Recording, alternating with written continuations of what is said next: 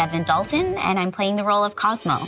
I'm used to, with motion capture, lots of times you're doing things almost in a theatrical way. You'll make your movements really big. But with Cosmo, my process with it was just almost eliminating everything, like just letting go of the expectation of trying to be a robot and just really listen to what's happening in the scene and play off the other actors. Devin single-handedly helped guide me through this journey. She was Cosmo for me. She expressed so much emotion. Just the way she emotes certain things, she helped me get through so many scenes. I love doing regression work, which is basically you just go back to being a kid. That's what Cosmo is. It's Kid Cosmo. It is Christopher, you know, in this new body. He's got this big head, so I'd imagine kind of the weight of this, like, really large, almost like being a bobblehead, and then having this kind of twindly body that moves around. And when we got to see the model, he's got these cute little hips that kind of like flop around. They have a full-size Kid Cosmo on set for our reference, and it's just so cool looking. My senses are detecting high levels of fun. Being a kid's pretty fun. I don't know if you've ever seen like a kid at a playground and they like fall down and you're like, oof. But they just bounce back up and they're running and like having fun. So it's just about kind of like letting go, to just being loose, just like trying to relax and kind of undo anything as an adult that I've learned is really the magic of Cosmo. Don't hurt him. During this production, you kind of have to do one take with her and one take without her, and as soon as they take her away, I'm like, no. Anytime they take her away, I just imagine her and the faces she pulls, and that makes me believe in it all over again. My favorite things about my acting is that I get to talk to the air on occasion. It's one of my best friends. He gave you to center? But actually, I prefer Devin so much more. Doctor. Doctor with glasses.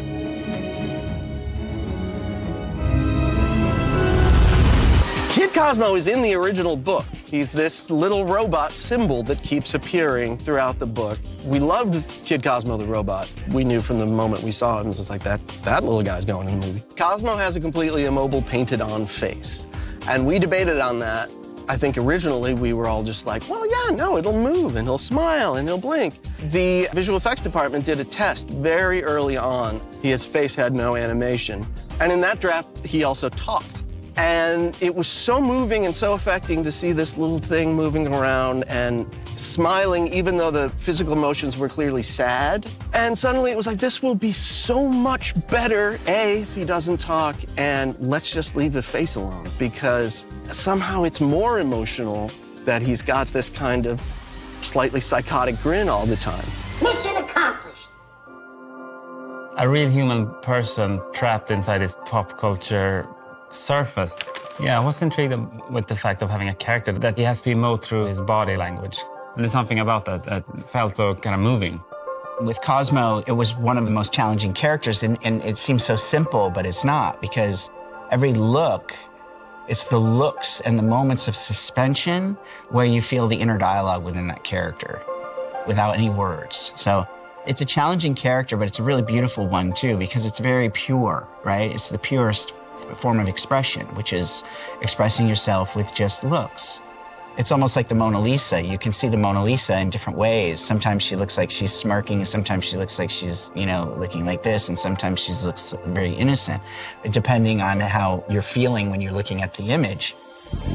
The motion capture, we sort of debated as how we should go about doing this. In talking with the brothers, it was decided that they wanted to go at a faster pace, much more from the hip. So we looked into a motion capture system based on accelerometers. So instead of calculating position optically, it's recording acceleration and integrating velocity to position to work out where this thing is. So that's why you've seen people on set wearing those different funky suits, right?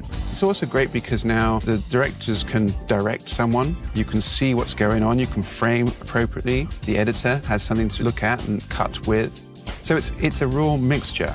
When we're on set, we're working with a troupe of actors. We have these motion capture performers actually in the scenes with us, and they've spent months and months preparing physical movements that will support the creation of these mechanical creatures when the movie is finished.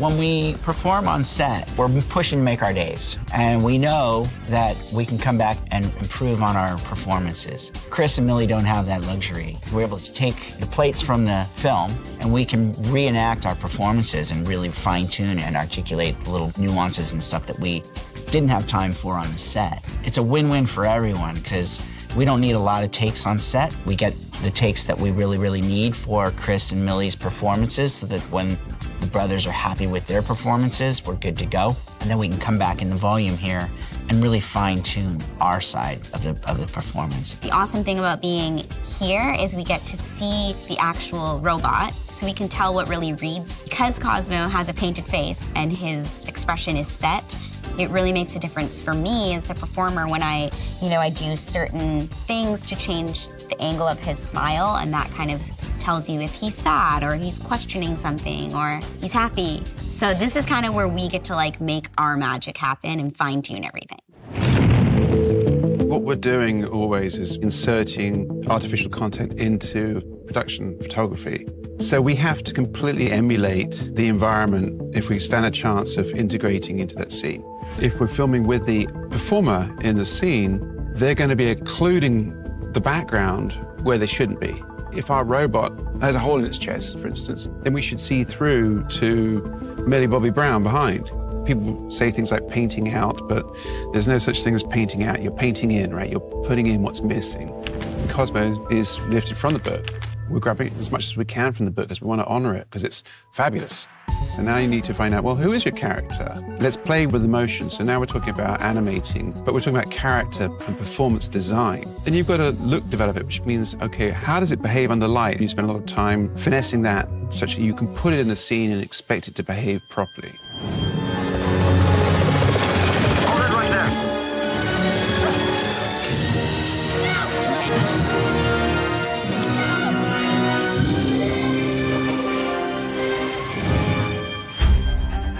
I'm in love with Cosmo. He's so sweet. You died, and now you're here.